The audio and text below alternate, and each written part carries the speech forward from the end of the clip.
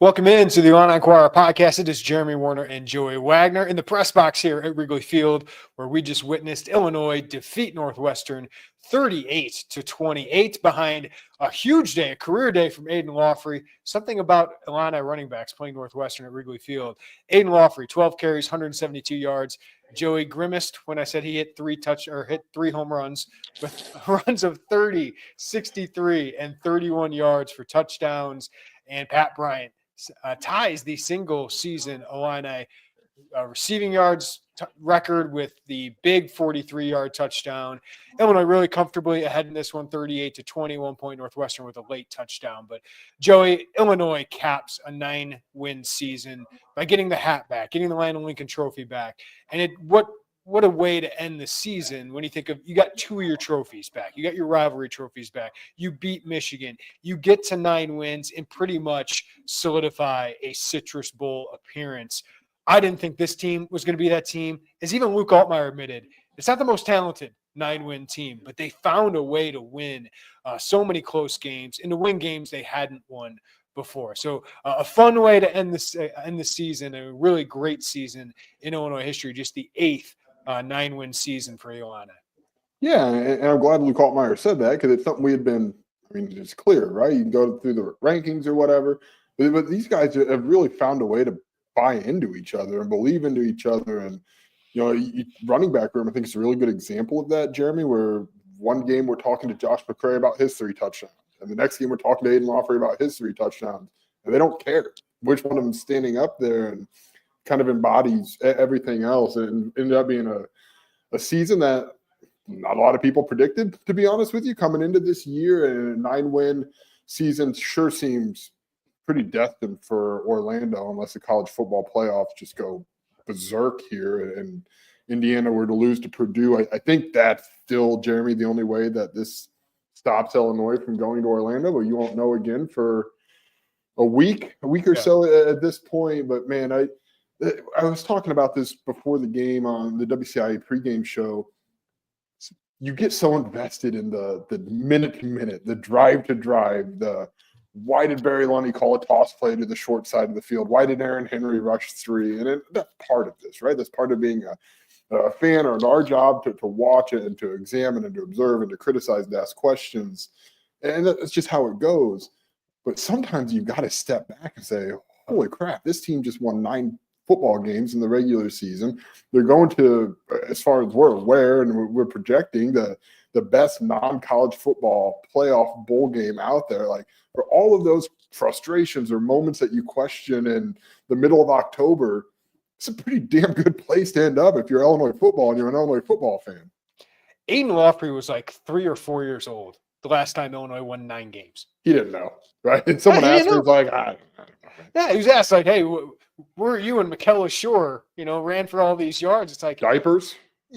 Right? Like, it's been such a long time since Illinois has won this much and had this much success. And just to tease, this is what I'm going to write about, is you just zoom out on this season, and Brett Bielema is the guy. Josh Whitman found the guy to build Illinois into a competent, competitive program that is capable of having 8, 9-win seasons. At first, it was just getting to bowl games, and you win 8 wins in his second year. The last year was so disappointing, but it's not always linear. But you've always seen that this build is happening, and you get the right quarterback, and you get the right offensive coordinator, and you hire good people. And I think what is showing up really late in the season in November, Joey, is improved depth. When you're seeing Malachi Hood and James Kreutz play well at linebacker, you're seeing Aidan Laughery and Josh McCray be good running backs in the Big Ten and be productive. Jaheim Clark. Jaheim Clark.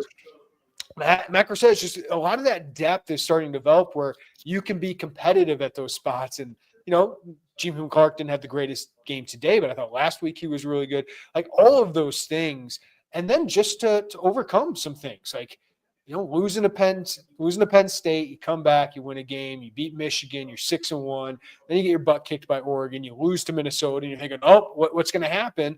They can win 3 straight games. I think 3 straight games that they were a better team then, but part of that, it's difficult in the Big Ten, and you are the 5th best team in the Big Ten this year by your record. So that is that is an amazing accomplishment for Brett Bielema in year 4.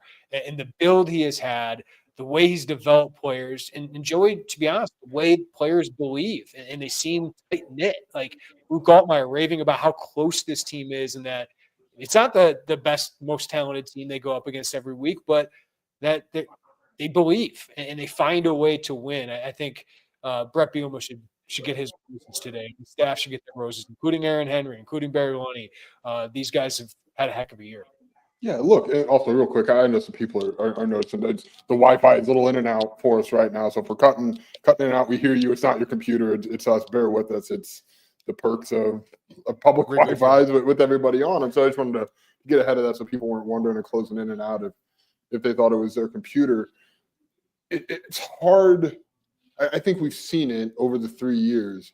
It's really hard. I know what Indiana's done, and I understand that some programs make it look easier than not. But when you have a program that when Brett Bielema took over had literally no momentum, none. Like what was your redeeming quality about Illinois football when Brett Bielema took over? You had a really nice facility, and you had a good recruiting territory that didn't really believe in you as a program, and you had to earn their trust. It takes time, and it takes the right hires. And it takes admitting when you don't make the right hires and a quick coordinator change for Brett Bielema after 1 year to get something back on track when you're pushing a boulder up a hill at times. And that's it's just what it is. And congratulations to the program that don't make it look that difficult. But for a lot of programs, it's really, really difficult to do. And Brett Bielema's not going to sit here and say, well, we built this thing and you know, Yahoo, we're happy to be here. Like, you keep pushing forward. This is a really good time to step back and see where this has come and where you think it can be. Like, you feel like this program can be on the footing of where you've seen Iowa, of where you've seen Wisconsin. And if you can be the 5th best team in the Big Ten or the 4th, and push like that 4. I was just at state football yesterday, so in my brain, I'm like, if you could be on that 4A, 5A line, which is kind of the 4th and 5th best team in the Big Ten, you're going to give yourself a chance to be in this position. Not every year is going to be that, and it's kind of how programs go. You just saw Wisconsin finish with 5 wins. Like there's some variance there, but you've raised the floor of your variance. Right? Like your floor could now be 5 wins, and people are going to say, well, shit, that sucks. But sorry for saying it, but there's 9 wins on the horizon. You see how close Illinois was to 10 wins. Jason mentions Illinois would have been Big Ten West champions if this system was still in place. So RIP Big Ten West. We got a great taste of it last night with Iowa and Nebraska, doing Iowa and Nebraska things on both sides of that. But I looked this up last night because I thought Illinois would win this game. They're just the better team. And we'll break down this game a little bit more. But the last 3 years, among the former Big Ten West programs, because I don't look at Illinois and compare them to Ohio State or Penn State or Oregon, or because it's just not rational, right? I know you know that, Joe. I just want to answer that. But last 3 years of the former Big Ten West, Iowa is the best team, 24-15, 18-9 in the Big Ten. It's amazing what they do. Like, maybe they're not the top tier of the Big Ten, but they're consistently in that next tier, and they're always frisky, and they got an identity, and it might not always be the prettiest, but you can count on them to be a good team every year. Last 3 years, Illinois is the 2nd best team in that Big Ten West. 22-15, 14-13 in the Big Ten. The only other team over 500 of the former Big Ten West. Minnesota's next, right there with Illinois. I think PJ Fleck's a really good coach, even if I don't love his, shtick and all that. But his consistency at a place like Minnesota is really, really impressive. But Wisconsin has fallen, Joey. Right? They're 19-19 the last 3 years. They're 12-15. What is happening to that program? Nebraska, they're still Nebraska, even if they made a bowl game. They're 10-17 in the Big Ten. Purdue, bad, 9-18, despite winning a Big Ten West in there. Northwestern, bad. They're 8-19 in the Big Ten West, despite having a decent year last year. Like, that is the consistency we're starting to see, Joey, where they're a 500 Big Ten team basically the last 3 years, a little over 500. And if you can build on that, I think this season was so big in doing that. Speaking of all the things we're talking about, now you can sell that in recruiting. Now you can sell that to raise NIL or for revenue share or whatever it is. This is starting to be sustained, right? You got to continue to do it. But 2 out of 3 years for Illinois, and those other 2 years were 5 wins. Like, that is sustained success for Brett Bielema, and something that they can they can continue. I don't know if next year is going to be a 9-win season. I'd probably bet against it, but I expect it to be a winning season. Like, that's raising the bar. That's if you go back, it'd be funny to go back and listen to the conversations after Brett Bielema was hired, or the comments on podcasts like this or on our message boards where people were saying, hey, 5 wins, like, get us to 5 wins, 6 wins, and see if you can go from there. Bowl eligible is probably the best way people viewed, what they wanted consistently from Illinois. And you're just seeing that start to really take shape. And when it wasn't 6 wins, it's still painstakingly close. That if you're a fan, you can go back to 21 and point to those games and say, those are the moments. Or you 2023 and say, those are the moments. So it's happening. And I think that's one of those things that a season like this, and within the context of what 2022 was, you could step back and say, Brett Bielema's got this thing going along. And within saying that, because I just saw someone say, of course, Illinois should be compared to Ohio State and Michigan. That's fine. Just keep pushing to put yourself in that conversation, right? And keep pushing yourself up those recruiting rankings, lists, and up those transfer portal rankings lists. Like, you can just feel that it's an attainable thing at Illinois. See, I'm not there yet with the Ohio State. Michael saying, stop the nonsense. We should be compared to Ohio State and Michigan. Listen, they beat Michigan this year. I'm not saying you can't beat those teams, but I'm just saying, like, it takes more. And maybe this season can give them the leveling off point. But you see the recruiting rankings, those things still matter. Illinois is not there quite yet. But what I do think they have, Joey, is a coach who gives them an advantage, a coaching staff that gives them advantage, right? Barry Lundy Jr. had a phenomenal year.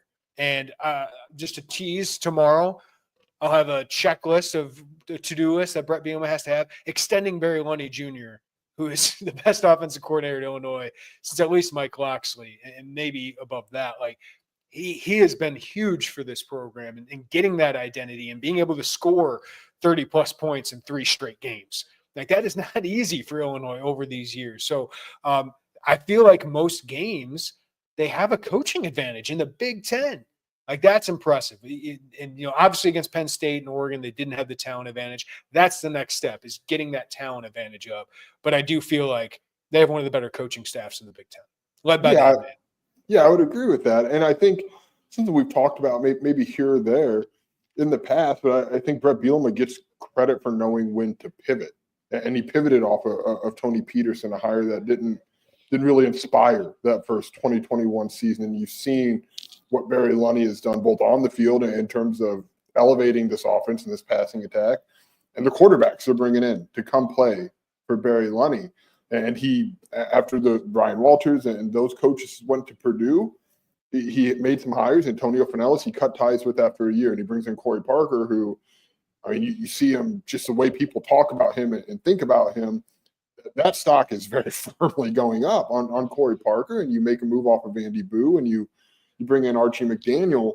There's something to be said about knowing that, like, sometimes you got to make tough decisions to say no, and we've got to make a change. And Brett Bielema also has the street cred, I guess, to know that if you're an assistant coach who's trying to climb the coaching ladder, this is a pretty good guy to hitch your wagon to for a couple of years, to learn and to grow and to keep pushing up there. So his ability to bring in a coaching staff, I don't remember if it was you or who was talking about it. It may have been you and Piper. I don't know, maybe you and I just on one of the car rides, to know that, like, you see what Brad Underwood brings in his coaching staff, what Shauna Green brings in her coaching staff, what Brett Bielema brings in, like, you can tell a lot about how people are thought of by the people who want to come sign up to work for them. And Brett Bielema's got a pretty good one going right now. Yeah, we'll get to a couple of these super chats and we'll talk about this game. I just think it's a good time to focus on this big picture. Def, Brett the Builder. Hey, Ron Zook and Dan Dish, looks like you were wrong. You can win at Illinois. And basically, even with a DC and name only. How about T-Rod trying to box out his own teammates from that fumble recovery? Matt Bailey thought it was pretty funny. Matt Bailey went in there and stole it. But yeah, Brett Bielema's changing the expectations. And that's what the 2 out of these last 3 seasons, or really his entire tenure, has been about, to where, you can think about playing in the Citrus Bowl against Alabama, right? You can think about having great destinations for your bowl. And maybe if you just beat Minnesota, you could have been in the college football playoff, or at least had a good case for it and made a case for it. I think of a few good memories. He's making a case. He's making an argument. Like you could have made an argument in that Joey that went over his head. It's one of my Shawshank movies. If Few Good Men is on him, I'm on there. But it's just you're at that point where now you're thinking, gosh, they were this close. Maybe they're this close to like 6 or 7 wins or some of the close finishes, but they're also this close. Penn State, if they're able to get that, touchdown drive with 5 minutes left instead of turning it over. Minnesota, if they find a way to get in the end zone and get a 2-point conversion, tie it up, you never know what can happen. Then you would have had a legitimate college football playoff case. I don't think they have one right now just because of the lack of marquee wins. The metrics, they're not killing teams like Indiana is, but that's okay. It's okay that you're going to be number 19 maybe in the college football playoff rankings. That's pretty damn good for Illinois.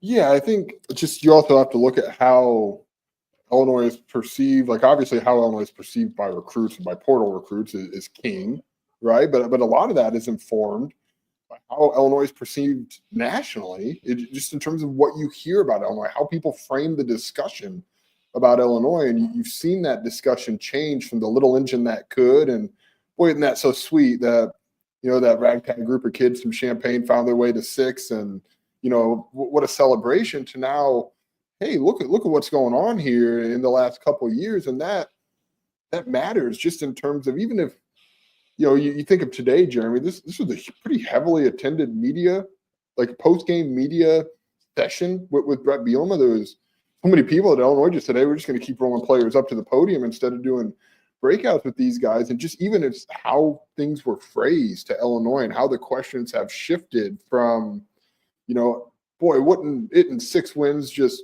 wonderful to, hey, what can you do with 9? How'd you get to 9? What's going on with 10? I do think there's a lot of value with that. Maybe I'm not as articulating that as well as I possibly could, but the way it's discussed, and you watch the college football playoff rankings last week, and it's, man, hey, look what Brett Bielema is doing at Illinois was roughly what was said on those, and not like, how sweet, good for them, and maybe we'll see them back here, maybe we won't. Now you just feel like there's a little more belief outside of the walls of Champaign or the walls of the state of Illinois.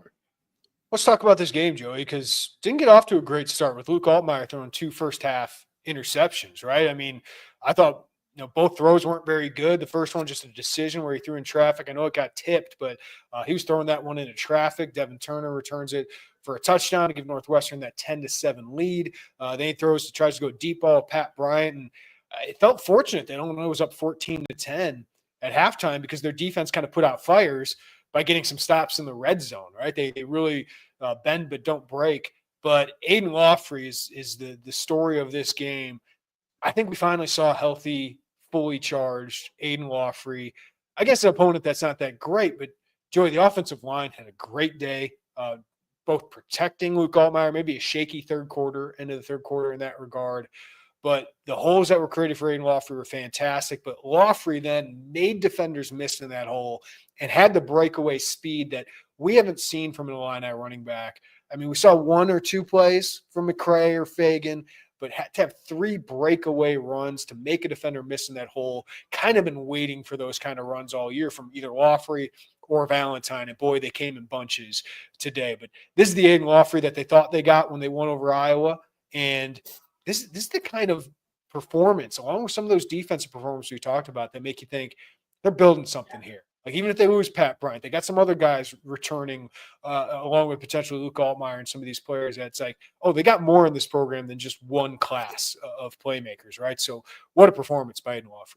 Yeah, I think it's really cool to see that for Aidan Laughery, because I don't know if you got the sense that there's a lot of reflection for him at the podium. I'm not sure if maybe I picked up that wrong or not, but I thought, I don't want to say he was getting emotional or choked up, but I don't know if it was far from that either. It was a really stop and start few years for him. He would come in and you would hear, hey, Aidan Laughery's got all this speed, and you never really saw all of it come together out on the football field. And then an injury would sideline him for 2, 3, always some injury popped up, where there's always soft tissue, like a knee or a tweaked hamstring. A lot of hamstring injuries with him. It was just like, are these the things that are going to hold him back from being the player we think he can be? Yeah, and then you would see flashes of, hey, look at that jump. I remember it must have been Northwestern, in fact, last year. Didn't he have maybe like an 8-yard gain. It was not anything that was going to jump off the sword, but you just saw that burst as he got through the line and showed a little power as he pushed towards the end zone there. And you just seen it in flashes, and then something would happen. Something would come up. And this is what you kind of thought. I don't know if you thought 172 yards rushing in a single game, but like, well, somebody did pick him for the pick to click. Just to who did that? Somebody else picked Illinois to have 4 takeaways. We'll get to that here in a second. We'll get to that. But that quickness, the movement, or the combination of speed, the combination of power that he had, you've just been waiting for a moment like that. And you've seen a little bit in the last couple of weeks where he would have a juke here or a cut there, and you would say, man, Brett Bielema's been saying it basically all season, right? Like, he was that close to breaking one, whether it's a long touchdown or a 25, 30-yard chunk play. And today they came for him. And that first one I thought was probably the most impressive because it was blocked up well, but he had 2 Northwestern players just staring right down at him, and he cut past him and used that speed to get upfield. Shows he was a good recruiting win, and it just took a little bit for that moment to come for him, but you see why people were excited about him. Yeah, it wasn't Altmaier's best day, of course, with those interceptions. It was a scary hit. Looked like I was worried about his clavicle, his collarbone, or shoulder when he got hit in that third quarter, but came right back in the game. So I wonder if he just got the wind knocked out of him. Because he really wasn't checked out by trainers outside of, on the field. But 10 of 17, 170 yards. Did have the big play to Zachary Franklin to set up that first Aidan Laughery run. And then the big touchdown pass to Pat Bryant. Brilliant double move by Pat. Luke put it where he can go get it, and Pat gets that season-tying touchdown. And Joey, I know you caught up with him, but it was really cool that Brandon Lloyd was on the sideline. He came all the way. I think he still lives in Denver, right? That he came all the way out here to support Pat Bryant tying his record. Yeah, his choice. He wanted to come out here and watch Pat, and I said, are you glad he's at 10, or did you want to see him? He said, I want to see him go to 11. I want to see him go to 12. Like, records are meant to be broken, and I want to see Pat Bryant push forward. And he talked about his physical growth and just kind of the maturation Pat Bryant has had over the course of the last 4 years as an Illinois football player.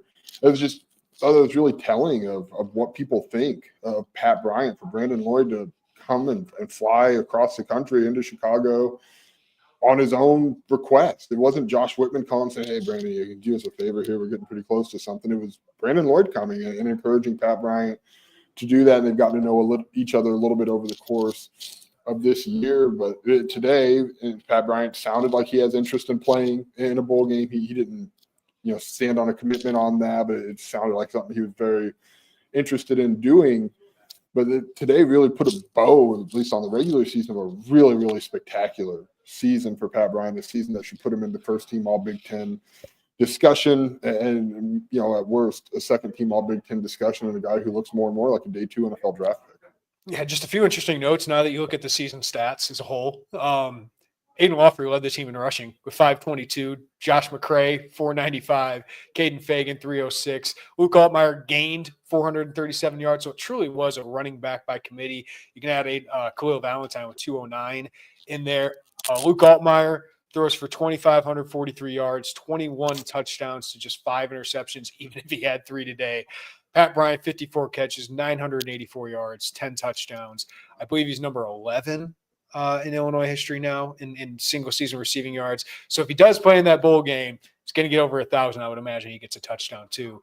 Zachary Franklin, good year, 51 catches, 613 yards. But I do want to focus on the defense today because, Joey, you just saw some different playmakers emerge late in this season. And 4 takeaways was great. I think Matthew Bailey ended the season really well. He was so close to an interception. Listen, Jack Lausch is going to give you a lot of opportunities. Xavier Scott had a pretty easy one. Looked like Torrey Cox had a pretty easy one, but they made those plays. But boy, those flashes out of Malachi Hood. That's the kind of speed they need at linebacker. And Aaron Henry putting him in positions to succeed where he's getting after the quarterback. He's spying the quarterback. But that kind of speed, size, athleticism combination, that's what Illinois has lacked. And that's an exciting guy for the future. They're certainly going to add a transfer. Ishmael Conte, they just had a JUCO linebacker on campus for an official visit. Grant Bierman commits. You're bringing him into the group.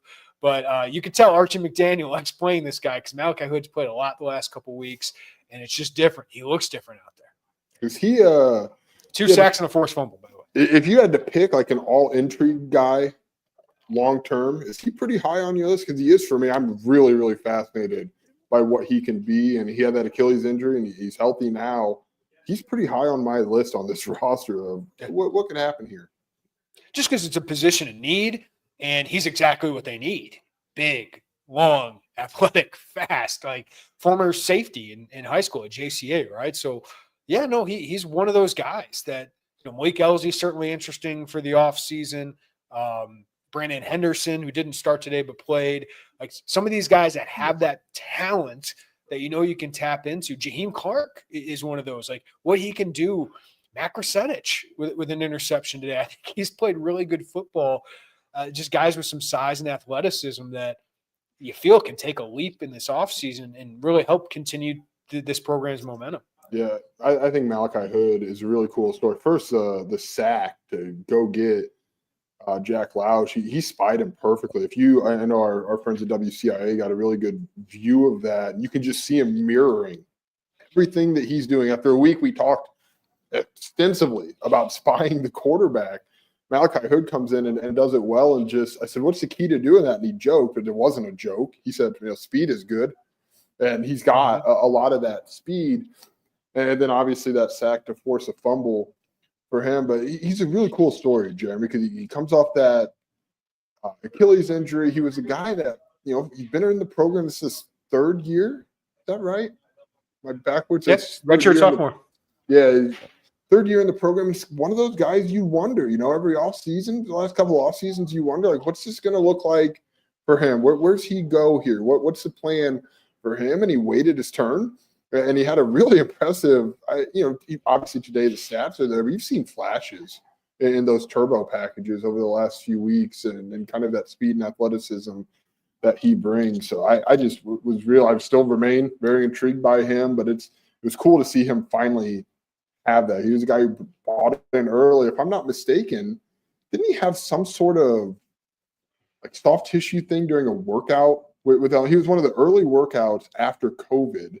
Well, yeah, he earned an offer. Yeah, he earned the offer. Matthew Bailey was the one who was didn't have a good day, had track meet before it or something like that, and just was tired and eventually earned the offer. But Matthew Bailey's another guy that made a big impact. You think about in that first class that Brett Bielema had. But yeah, I thought there were some other guys who showed some flashes. Daniel Brown got on the field and gave some pressures. Hey, hold on, Jeremy. Pause for 1 second. I'll let your internet level out here for a second while we talk about some of the defensive guys. Matt Krasetich with that interception, another under the radar late find within the state of Illinois. I thought you saw some of those maybe not as highly recruited in-state guys. I'm just kind of burning some time here. It looks like your internet's leveling back out, Jeremy, but perfect. It sure does work. You've seen some of those guys who weren't those high-profile battles that Brett Bielema and his staff stood on the table for, and they came out here and made some big plays. And I just starting to see maybe those evaluations start to hit here as guys spend more time in the program. Yeah, sorry, apologies. Wrigley Field's press box is not its strength. That is for sure. So apologies for any internet connection issues. Daniel Brown was the guy I was talking about, Joey, as I was cutting out there. But yeah, I thought he made an impact, had some pressures. JoJo Hayden has played well the last couple of weeks, making an impact, getting after the quarterback. So that's just really encouraging. And again, we brought it up before, but Mark, 1999 Super Chat. For the first time in a long time, the Illini have depth and have been able to play underclassmen without a huge drop-off in production. The reason they can play more youth is a mix of better athletes and better coaching. But the youth is actually redshirt sophomores too, Joey. Like the second and third year players instead of true freshmen. Like not playing Quan Martin and Alex Pelcheski is true freshmen, right? Like having true freshmen on the offensive line. Like these guys have been built up with Tank Wright. They've been developed, they've been coached, and they've seen some guys succeed in front of them. That just kind of builds and builds on top of each other. I thought Alex Bray had one of his better days, as a defensive lineman. So to see that develop is really encouraging. Yeah, you saw Jeremiah Warren. What was the guy you saw out there a lot, and that's what they talk about. And I understand when, if you've got a couple 5-win seasons or there's moments in the game, you say, well, why not try X young player? And those X young players are probably saying, hey, why not give me a whirl out there? You hear about a developmental program, and for as impatient as you can maybe get in watching that developmental process take hold, you have moments like today, and you have moments where if you're Jaheim Clark, you had some tough moments today, right? And you go through the fire of some of those and hope you come out the other side like guys like Sidney Brown, like Quan Martin did. If you think back to their 2018, 2019 seasons where they had some struggles in that same regard. But yeah, I thought defensively, outside of the takeaways, which was pretty easily predicted, I guess, that they might have four. I thought the story to me, Jack Lausch gives you a lot of opportunities. Yeah, there was one drive that ultimately ended. I think that one ended in a field goal, or maybe it was a takeaway. But there was just some heaves that you thought he's just putting it out there for this ball to be taken away. From AJ Henning made a great catch. There was another great catch where it felt like Xavier Scott almost got an interception. Like it was just heaves up and down. They ended up with a field goal.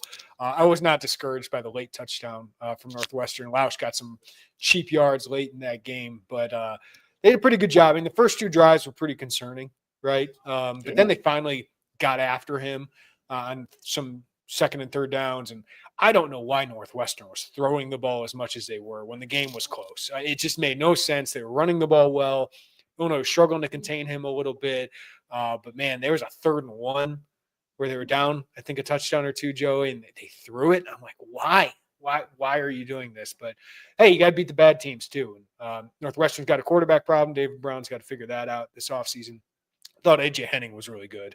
It was a fun kid to cover as a recruit, and he's a good player. He's a fast player, but they contained him, right? Like they contained Northwestern for the most part and got stops in the red zone when they needed to and got the takeaways they needed. That's kind of what this defense has been most of the year. And listen, like there's criticism for Aaron Henry. We've talked about it, but the defense has really improved. Like it has improved, and it's allowed them to stick in games. I think the offense is better, but the defense has found a way to help Illinois win some games this year. I mean, we think about last year, would that defense have been able to hold even this Northwestern offense to 20 points, really? I don't know if they would have been able to. No, I'm with you. And my long-winded point that I was attempting to make before I ended up wherever I ended up lost once again on the podcast. I just thought that the story for me defensively today was the younger guys, maybe the guys that we haven't spent a lot of these post-game podcasts talking about throughout the course of the season really just flashed in significant moments and big moments and really helped kind of bail out an offense that was kind of outside of that first drive. There were just some lulls there offensively, and obviously turnovers had a hand in that. Yeah, James Krutz, 2 quarterback hits today, right? Like that's a good game from him. Like he just had a really good end to the season. All right, TCR, Brad, 2016 super chat, excuse me. Hope they open the fridge full of ice cream and Uncrustables for you guys. I don't know about ice cream right now, but Uncrustables, I can go. Those are Uncrustables up here? Yeah, we got to find that. Fun season, Brad says. Great to see talent and coaching combined for a solid overall team. Don't forget to run the bases before you leave. I don't see any bases out there. Should we run the field? I don't run. Can you make it, Joey? No. Do you think you truly think I could go 100 yards on this field in a run? Sure. Jog? No. Can you give me a jog? Probably could, but I won't. What time you're 40? How about that? Yeah. Speaking about hamstring injuries, that's what's going to happen there. Oh, yeah, you'd have to cart me out of here, which actually wouldn't be bad. Parking's a little further away than I'd hoped. All right, let's bring up this, Joey. Everyone's asking destination. It's the Citrus Bowl, unless something crazy happens. And it has been chaos, right? Like Michigan beating Ohio State, which improves Illinois' resume a little bit because they beat that Michigan game.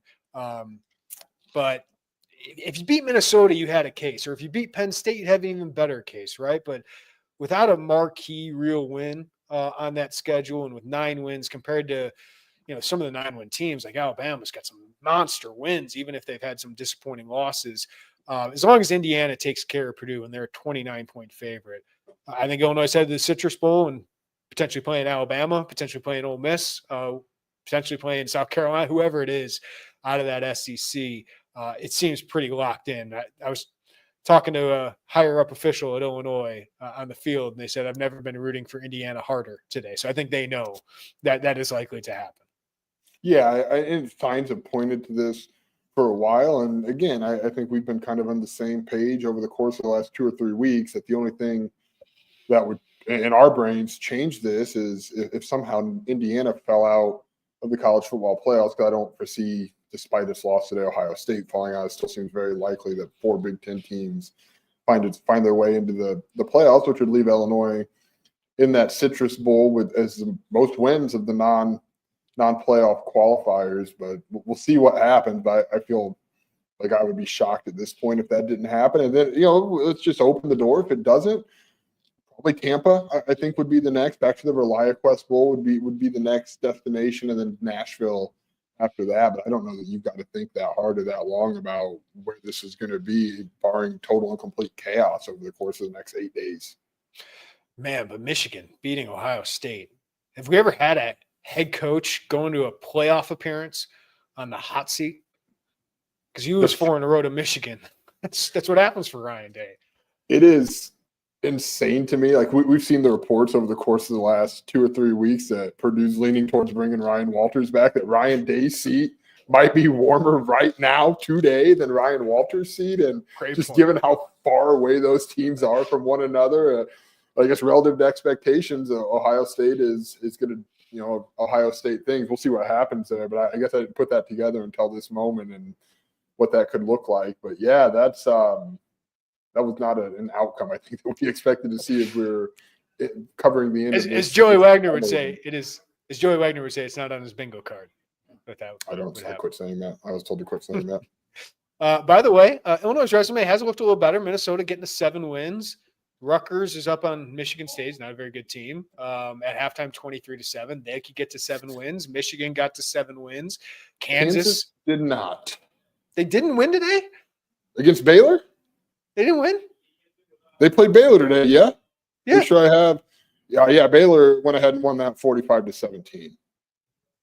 Oh, man. I thought Kansas was rolling and Kansas going into that game. Just blowtorch the Big 12 until this game, and it's wow. Wow. So, yeah, that didn't end up working well for him. But, yeah, to lose Penn State, Minnesota, I mean, there's nothing to hang your hat on about that. But just a phenomenal season. You got anything else left, Joey? I think that's all we got until we learn where Illinois goes. Well, I don't run, but I have considered the idea of a victory lap about the past, tying the single season program record for touchdowns. You just happen to gloss over it, and that's your prerogative if that's how you want to try to mask what had happened. I'll just say, like, I've been kind of holding off on this. I didn't want it to come off in the wrong way or not the wrong way. After the Eastern game, what do you have, 2 that game, if I'm not mistaken, against Eastern Illinois, I kind of joked with him. I said, hey, you don't know this, but I think you're going to break the single season touchdown record or tie it. And he said, how many is it? 10. They said, oh, that's easy. I got it. So kind of one of those things after he'd have one, he had 2 against Nebraska. After that, he said, hey, that's 2 more. So we've kind of been having this conversation back and forth, and he went on that 3 games where he didn't, and then gets back in and has that big day against Michigan State. And last week, leaving Rutgers, he said, hey, 2 more. And today he walked by and said, one more. So we'll see if that opportunity for him comes about. But it's kind of fun to go back and forth and monitor that. It was a fun thing to follow throughout the course of the season, have a little fun with it. Yeah, and Pat didn't give a definitive answer on whether you'd play in the bowl game or not. We asked him twice because I knew you guys would want to know, and it's a fair question. And it sounded like he wants to play, right? Like he wants to play. I think he'd love to get to 1,000 yards. I think he'd love to win for Illinois. I mean, he's a team captain. He's a big part of this team. But just Florida. Like with Sydney, he's in Florida. Orlando's not very far from his Jacksonville home. So all those things, I think he'd really, really like to play. And I think now in the age of NIL, you can find a way to, reward him for playing and representing you in a bowl game. I think it's going to matter a lot for Illinois and maybe not as much for the SEC team.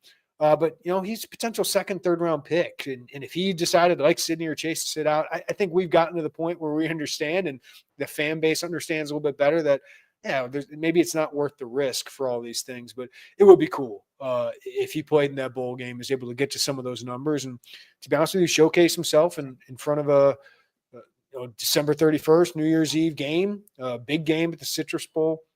That'd be really cool. The other thing I want to bring up, Joey, and we're not going to get into all the offseason stuff. We can talk about this later this week, but it's crazy. Signing day is on Wednesday. and you're going to wrap up your prep class. A big addition with Grant Bierman, we talked about on the last podcast. So we'll see what they add there. Potentially a couple more JUCO guys, see if they got any more flips in them. But then you get the transfer portal. And Brett Bielema said this important week to talk with players.